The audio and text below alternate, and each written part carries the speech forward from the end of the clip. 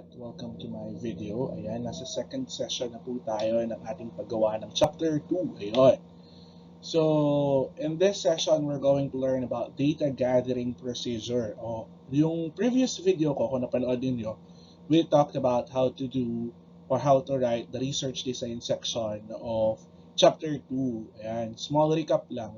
Kaya tayo chapter 2 methods because ang format na ginagamit ko ay IMRAD. So, introduction, methods, research, results, and discussion. Ayan. So, in this video, we're going to tackle about data gathering procedure and how to make it. Ayan. In the very simple way, the simplest way na pwede kong sabihin sa inyo. Ayan. Okay, the question now is, paano nga ba gumawa o sumulat ng data gathering procedure section ng chapter 2 methods? Ayan. Narito ang mga tanong na dapat mong sagutin. Okay? Siyempre una, ano-ano ang mga data collection techniques na gagamitin mo at kailangan mo yung i-discuss kung bakit mo siya napili. In the context of your study. Course.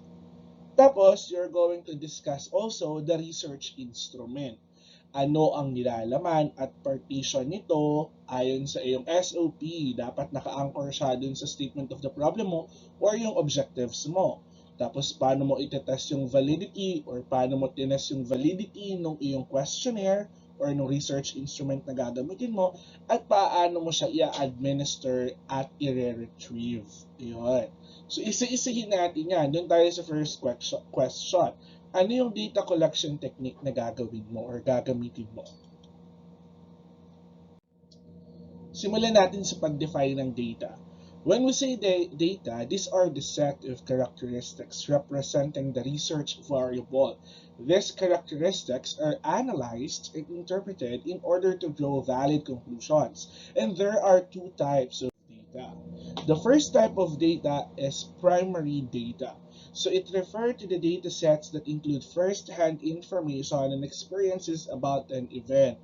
Ito yung mga data na nakuha mo talaga first-hand. Like for example, interview, pwede din yung biography, pwede yung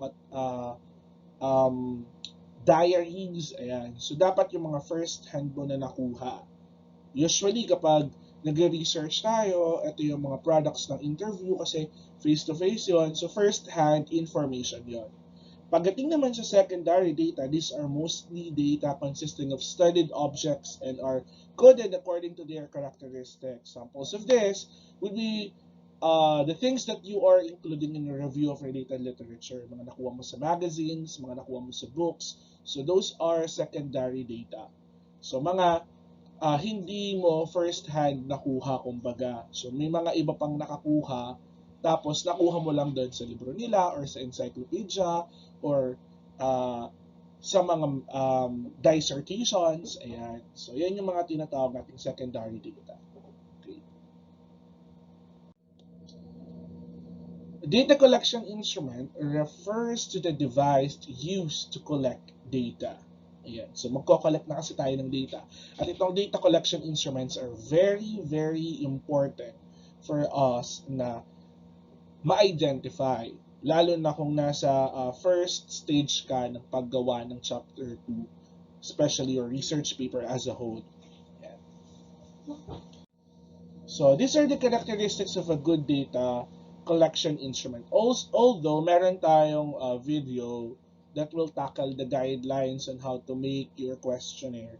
So, ito muna yung mga characteristics ng good data collection instrument. Of course, number one, dapat siya brief and effective. Huwag masyadong mahaba. No?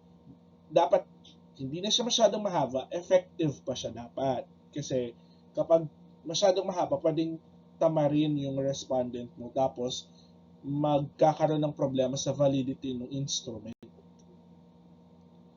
Tapos pangalawa, make sure that your data collection instrument will be able to gather information other than what is available. Kasi baka mamaya, puro ka demographic profile lang, puro mga ganunan ng mga tanong mo. So, anong makukuha niyang information?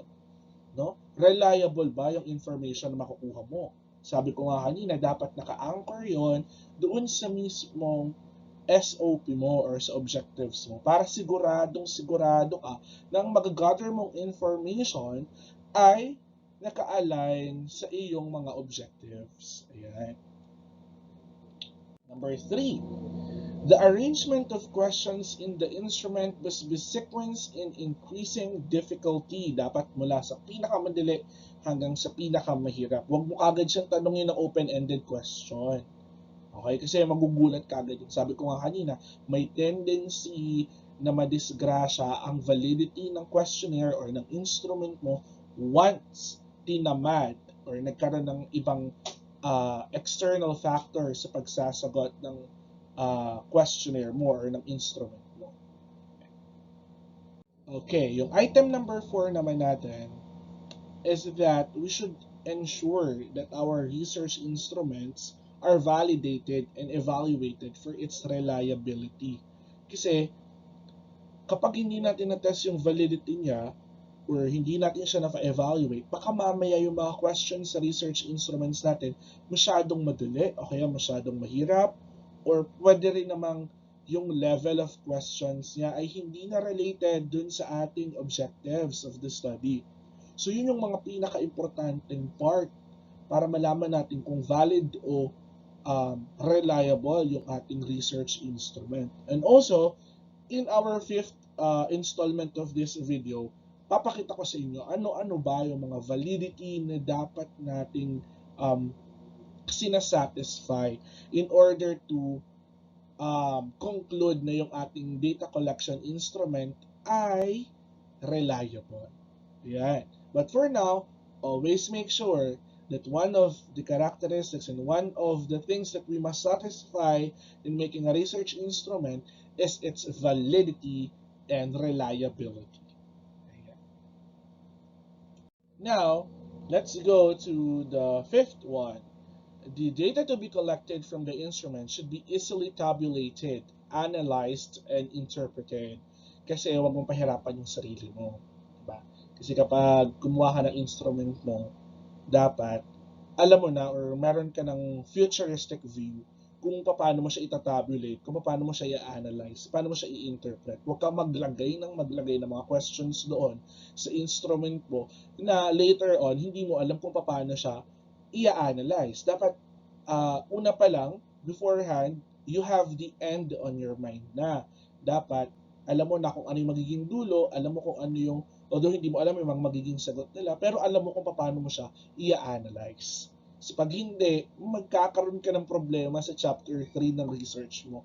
Kasi, baka mamaya, lagay ka ng mga tanong, hindi mo naman pala alam, or hindi naman pala siya dapat ilagay doon, or hindi naman siya ka-measure. Ayan. These are the common data gathering instruments na ginagamit natin sa research. Okay. So, ito yung mga dapat mong tandaan kasi, di ba, sabi natin kanina sa question number 1 natin, dapat alam mo kung ano yung data gathering instrument na gagawin mo. Kasi katulad nung topic natin dun sa nakaraang video na magde-define tayo, de-define natin yung type of research. Ganun din dito. I-define din natin kung ano yung data gathering instrument na gagawin natin. We will tell something about it, but syempre, sabi ko nga, may citation kung kanino nang galing yung definition niya. So let's explore more. What are the common data gathering instruments? Number 1 is documentary analysis. Number 2 is interview, and then followed by observation, followed by questionnaire. And of course, the focus group discussion, or what we call FGD. Isa-isahin natin. When we say documentary analysis, this instrument may require the researcher to examine available resources or documents. Kaya siya, documentary analysis. So may mga series of documents ka, nababasahin mo yon. So it's more on like you are analyzing the content, no? So you're going to examine the resources or documents kasi ito yung pinaka purpose ng documentary analysis. Of course, to analyze the content of the documents. Ayan. Then we have the interview, and alam na alam natin yung interview. So, pag sinabi natin interview, it happens when the researcher personally asks the key informants about things or information he or she needs from the subjects. So, may mga guidelines yan in order for you to be successful during the interview. This time kasi ikaw yung mag-i-interview. So, hindi ka bato ng question. So, may iba't iba kasing uri yung interview. No? So, unang type ng interview is the structured interview. Pag sinabi mong structured interview, meron ka ng list. May guidelines ka na at susundin mo yon, yung organization ng question na yon.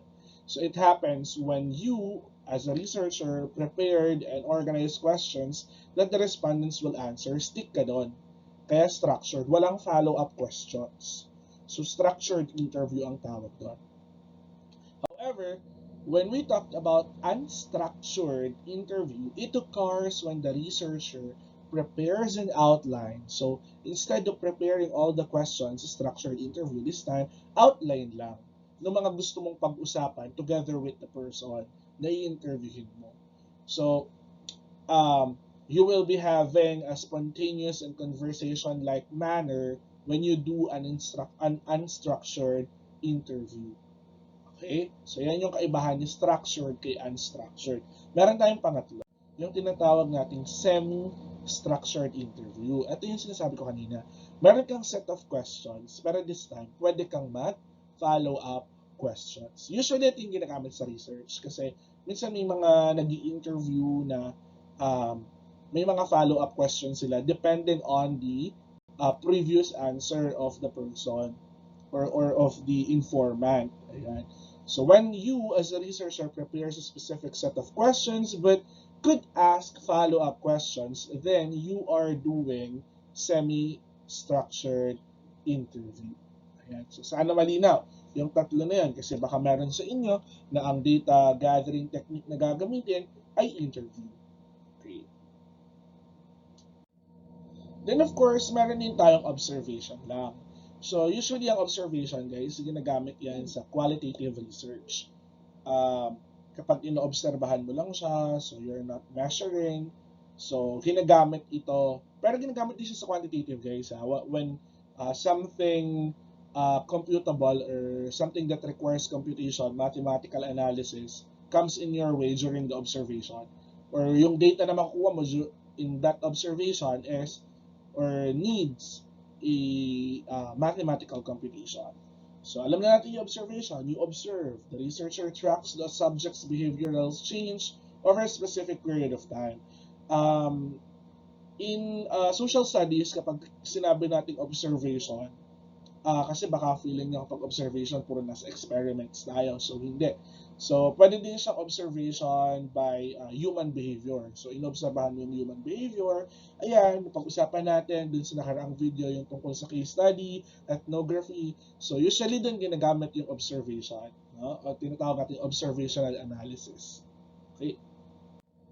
So may iba't iba ring uri ng observation. The first one is naturalistic observation, wherein the researcher observes the subjects in the natural setting or in their actual environment. So, nandoon sa researcher, inoobserbahan niya yung kanyang subject dun sa environment na ginagalawan niya. Okay? So, pwedeng far away siya, hindi siya sumasali doon sa mga culture or kung ano man yung ginagawa ng subject niya. Basta nag-observe lang siya outside the setting. No? I mean, hindi niya ini-indulge yung sarili niya doon sa mismong culture or kung ano mang human behavior na inoobserbahan niya. Meron din tayo yon, yung participative observation. This observation requires the researcher to be involved in the usual activities of the subject. This time, kanina sabi ko, outside the activity. This time naman, kapag naman nag-participative observation ka, kaya nga siya participative, nagpa-participate ka na. So, nagkakaroon ka ng involvement doon sa usual activities ng subjects mo para mas maobserbahan mo yung mga ginagawa nila. Depende sa research objectives mo. Then we have the non-naturalistic observation. So sa non-naturalistic observation, yung subjects mo, you're going to take them away from their actual environment and then subject them, or you will subject them to ideal conditions determined by the researcher. So it is called an ideal situation observation. So meron kang subject, tatanggalin mo siya din sa setting niya, pagtanggal mo, ilalagay mo siya dito sa bagong setting, o obserbahan mo kung paano siya nag-adapt doon or ano yung ginagawa niyo doon. So kaya nga tinawag siya na ideal situation observation. Okay. So I hope malinaw yun. So punta na tayo din sa pinakapalasak na ginagamit sa research, that is questionnaire. Yeah. So the questionnaire requires respondents to answer a prepared set of questions regarding the information that the researcher wants to elicit from them. So nga pala, syempre nasa new normal education na tayo, new normal din ang pag-research natin, hindi tayo masyadong makapagbigay ng, pag nag-interview tayo, hindi tayo pwede mag face-to-face, mahirap. So meron tayong mga means na pwede natin gamitin. Like for example, let's use some video conferencing tool like Google Meets or Zoom. So pwede din naman yun. Interview pa rin naman yun. Tapos pagdating sa questionnaire, pwede tayong gumamit ng forms. Yan. Google Forms, meron din Microsoft Forms, may SurveyMonkey. So ang daming pwedeng gamitin questionnaire. Pero yung pinaka sa tingin kong free and user-friendly are Google Forms. No? Is Google Forms in me. So, pwede natin gamitin yon. So, dun sa ating part 5, ay tuturuan ko kayo kung paano gamitin yun kasi yun yung medium natin na gagamitin in making our questionnaire. Yan. But for now, let us identify some types of questions in a questionnaire. So, first of all, syempre yung yes or no question. These are items in the questionnaire that are answerable by yes or no. Like, do you have a car? So usually yan yung ginagamit natin ng mga yes or no questions. Pero of course, meron din tayong, ayan, ganyan, katulad ng example na yan. So, are the fans installed as per the drawings and specifications? So, mas magandang, actually kapag online to ginagawa, mas maganda siya kasi hindi ka na magbibilang ng mga frequency traditionally. So, na kukuha mo siya yung frequency automatically computed sa computer.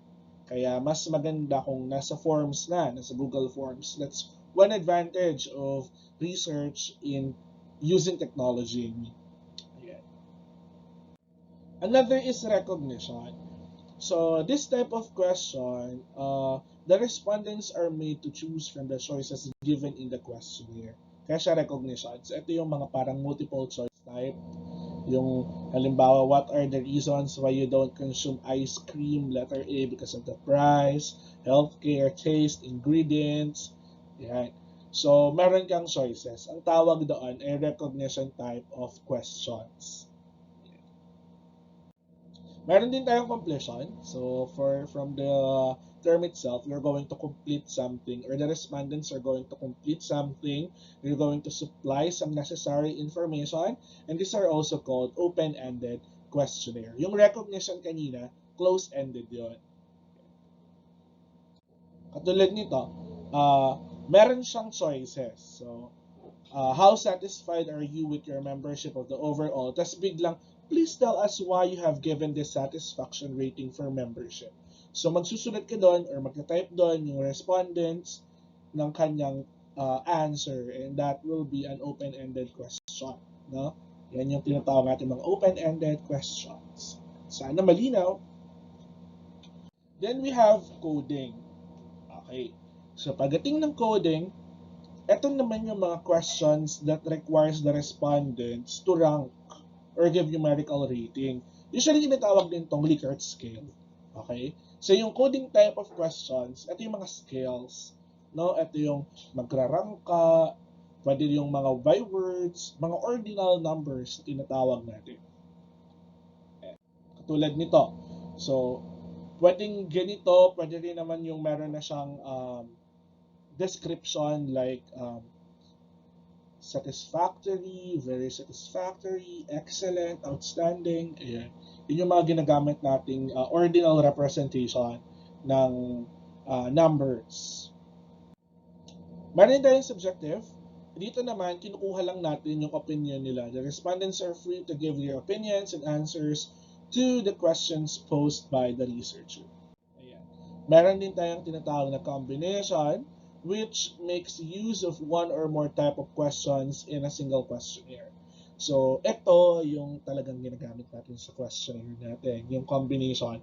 Kasi hindi naman tayo nag-stick lang sa open-ended, di lang tayo nag-stick lang sa close-ended questions, di lang tayo paparang. So, usually, kino-combine natin silang lahat. And that makes a questionnaire more reliable in terms of your research objectives, especially if you are dealing with a mixed method of research. So, sana malinaw yung mga types ng questions na na-discuss natin. Tapos yung fifth data gathering technique that you can use is focus group discussion. So it is a good way to gather from similar backgrounds or experiences together to discuss a specific topic or interest. Parang kukuha ka, halimbawa, ang tanong mo is what are the issues and concerns of teachers and students regarding the new normal education in the Philippine setup or educational setup. So dyan, pwede kang kumuha ng 5 hanggang 7 tao. New normal tayo halimbawa na a way of focus group discussion. So invite mo sila sa Google Meets mo. Tapos mag-uusap-usap kayo dun sa Google Meets na yon. Hayaan mo silang mag-agree and disagree because that's the main point na parang magkaroon ng konting debate within their answers kasi magkakaroon ng variety yung answers nila. Yun yung pinakamagandang part kung nag-FGD ka or focus group discussion. Basically, nag-i-interview ka ng maraming tao sa isang 5 to 7, hindi naman marami, 5 to 7 persons in a group or in a group discussion. Yeah. Tapos, kukunin mo yung data from them. Lahat ng mga responses nila. So, basically, kung ako yung researcher, para hindi ako mataranta sa kanilang mga palitan ng mga salita, i-record ko nila yung buong tawag. And then later on, saka mo i-translate yon verbatim. Kasi qualitative yon. Okay? So, yeah. So, ulitin natin yung mga tanong na dapat mong sagutin. Yan. So, una, yan. Ngayon na-discuss na natin yung mga data collection techniques. Ano doon yung gagamitin mo? Tapos, siguro in 1 to 2 paragraphs, i-discuss mo yon kung bakit yun yung napili mo. Bakit yung technique na yon? Diba, meron tayong 5 technique na pinag-usapan kanina. So, mamili ka ng ilan doon. Baka gusto mong gumamit ng more than one kind of data collection technique, depende sa objectives ng study mo, walang problema doon. Kasi yun nga yung magpapaganda eh. The more the data collection techniques, the more valid those techniques are, the more reliable your research paper will be. Tapos, after then, syempre kasi, meron doon experiment, may observation doon, may questionnaire doon, may FGD doon. So, meron siyang mga type of research instrument na gagamitin mo. So, sinabi ko yun kanina, yung mga research instruments natin, a-identify mo ngayon kung anong instrument ang gagamitin mo. So, it's either a questionnaire. So, it's either a questionnaire or an interview sheet. Ayan. So, yung dalawa lang naman yun ang usually na ginagamit. Tapos, sasabihin mo kung questionnaire yon or interview, ano yung nilalaman nun? At bakit yun yung nilalaman nun? Bakit yun yung mga questions nun? May mga partition ba yun? Diba? Kasi usually pag may mga questionnaire tayo, may mga sections yon. So, ang may papayo ko sa inyo, pag samasamahin nyo yung SOPs ninyo, like for example, ang partition ninyo, itong first 5 items ay para sa SOP number 1 ko. Ayan. So, it tackles or it answers this question. Okay? It answers this SOP. Tapos, syempre, sasabihin nyo kung paano nyo tinest yung validity. Tapos, of course, paano nyo i-administer yung mga instruments na yon at i-retrieve. Yan.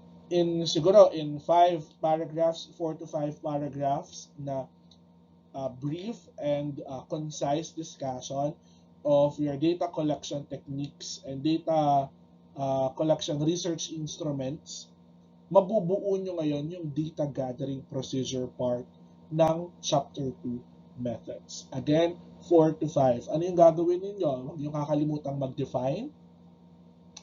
Tapos, pagkatapos yung mag-define, don't forget the citation kung kanino nyo kinuha yung definition. Tapos, number 2, i-synthesize ninyo according to kung paano nyo siya gagawin or i-connect sa study ninyo or paano nyo siya gagamitin sa study ninyo. Yun nga yung sinabi ko kanina, i-anchor nyo sa inyong SOP or sa research objectives. Ayun. So, sana natuto kayo sa session nito. I hope we will see each other again sa aking third part ng Chapter 2 making. Ayan. So, sa Chapter 2 making part 3, i-discuss naman natin yung mga samples and sampling techniques. Thank you for watching and see you in the next video.